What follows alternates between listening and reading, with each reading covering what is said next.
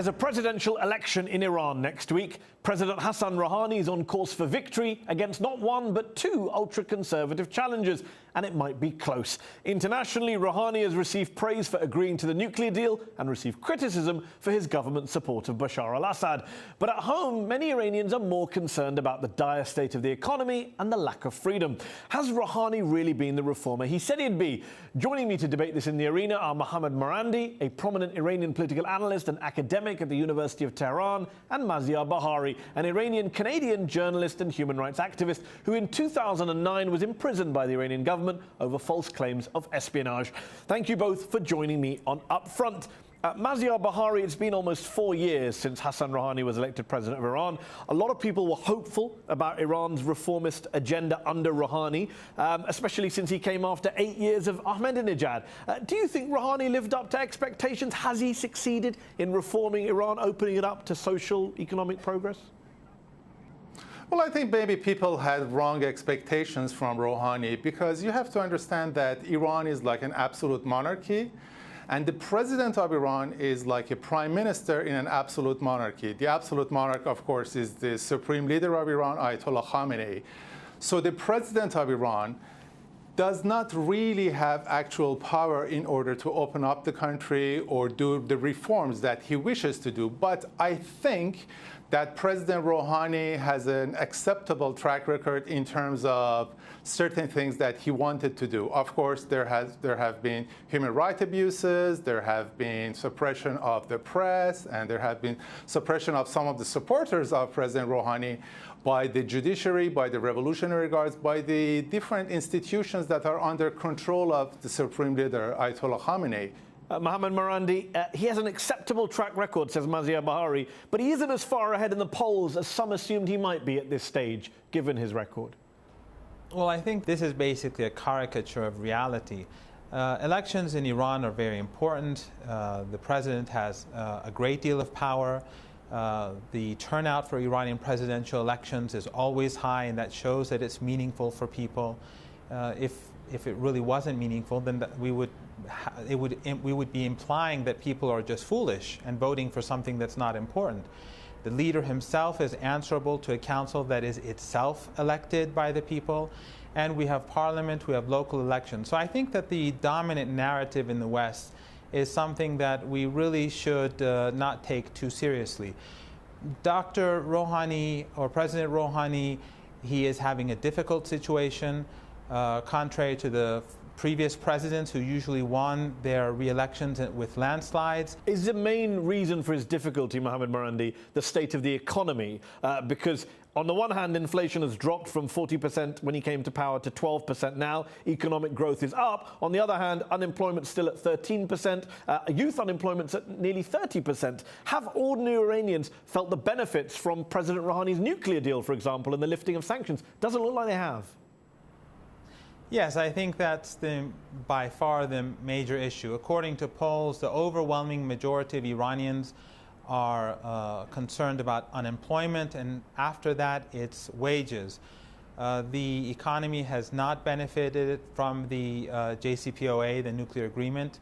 It is important, though, to note that all the candidates, including the most important ones, they've voiced their support for the JCPOA. They've said that Iran will continue to pursue and implement the JCPOA. Maziar, isn't the problem for someone like yourself and the critique you advanced that it's all very well to say there's human rights problems in Iran, and clearly there are human rights abuses in Iran, but for average Iranians going to the polls next Friday, human rights might not be top of their list, and that's what the president of Iran is responsible for in their eyes, getting the economy right.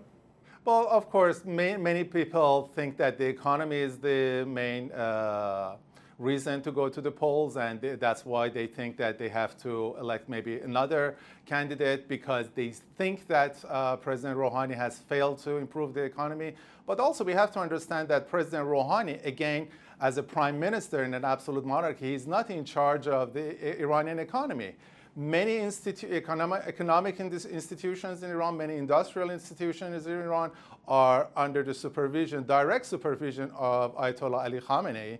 In, the foundations, the industries that are held by the Revolutionary Guard, and they're not really accountable. And I agree with Dr. Marandi that the elections are important in Iran, and I think people go to Iran to vote in order to express themselves, to use the very little space that they have every 4 years to express their opinions. And sometimes these expressions of opinions are suppressed.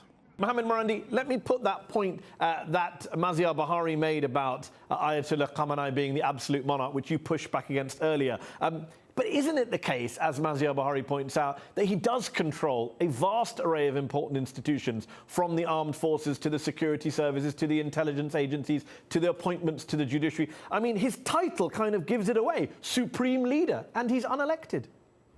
Well, supreme leader is an English term. That's not what it is in Persian. Actually, that is another construct of the West. Does he not have those powers over the judiciary, the armed forces, the security services, the intelligence agencies? No, actually, the Minister of Intelligence is chosen by the president and approved by parliament. But he is himself elected by a body. That body can remove him, the leader, whenever they like. That is their responsibility, and they have that right. In theory, on the other hand, in theory, the president, the previous president, Mr. Ahmadinejad, when he was the president of the country, he was the person who everyone in the West was saying is a threat to the world. If he had no authority, then why was there so much fear-mongering?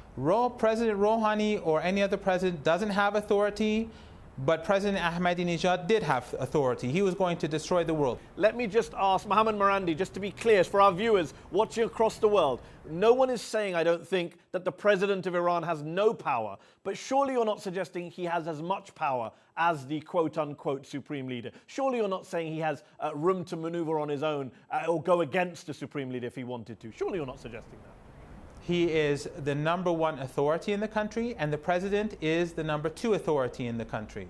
And the very fact that in the previous election, the turnout for the president was 73%, and in the election before that, it was 83%, shows how important elections are in Iran. Maziar, what's your response to that? The response to that is that people are trying to use any space that they can in order to express themselves. The presidential election is very important in Iran. The president is very important authority, as Dr. Marandi said.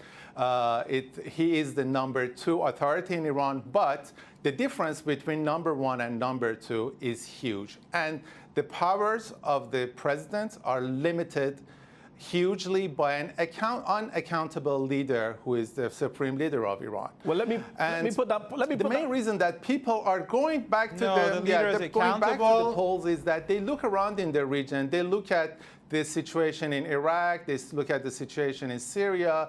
People are not interested in revolutions. People want reforms. And people are giving a chance to the government of Iran, to the supreme leader of Iran, every 4 years to reform itself. Maziar Bahari says there's a huge gap between 1 and 2. If I'm an Iranian voter, why can I only vote for #2? Why can't I vote for #1 if I'm supposed to be living in a democracy?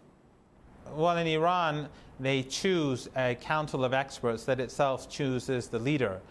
And the system is devised in a way so that the leader is someone who is not going out and promoting himself here and there for election. Maziar Bahari, you were famously, infamously held by the Iranian authorities in 2009 for 118 days.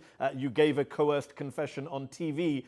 Do you believe the situation for journalists, for human rights activists, for civil society groups is significantly better today in Iran under Rouhani than it was in 2009 under Ahmadinejad?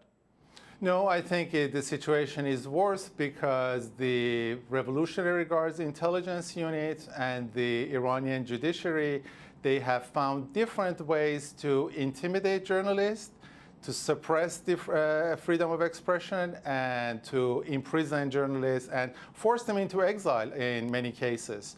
So again, I don't blame it on President Rouhani because he has very limited power. I think the blame is squarely on Ayatollah Khamenei's shoulders.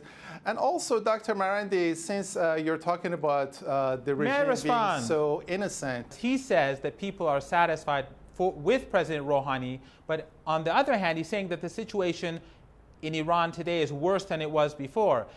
This is, again, this doesn't make sense. Anything that makes Iran look bad or that fits within that narrative is logical, even though there are inconsistencies within the narrative. Maziar, before we finish, there are hardliners in Iran, we're told, who want to tear up the nuclear deal, just as there are hardliners in Washington, D.C. in the Trump administration who would love to tear up that deal. Are you worried about the future of the nuclear deal? Well, I don't think that there is any danger in terms of Iranians tearing up the nuclear deal because, as Dr. Marandi said, all the candidates, even the hardliners, they have said that they're going to respect the deal. I think there is more dangers of Americans trying to tear up the deal. I don't think there is a danger in Iran. And will the re-election of President Rouhani, Mohammad Marandi, be a vindication of the nuclear deal that he risked a lot of political capital on to sign? I don't know. I can't comment on that in particular. We'd have to see the polls. But I think that in general there is a consensus among the different politicians and different political factions in Iran about the nuclear agreement, that they will pursue it and they will implement it and they will demand that the Americans, contrary to what they're doing now, that the Americans implement it.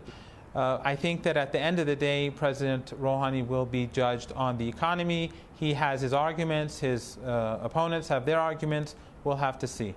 Gentlemen, we'll have to leave it there. Thank you for joining me in the arena. That's our show. Up Front will be back next week.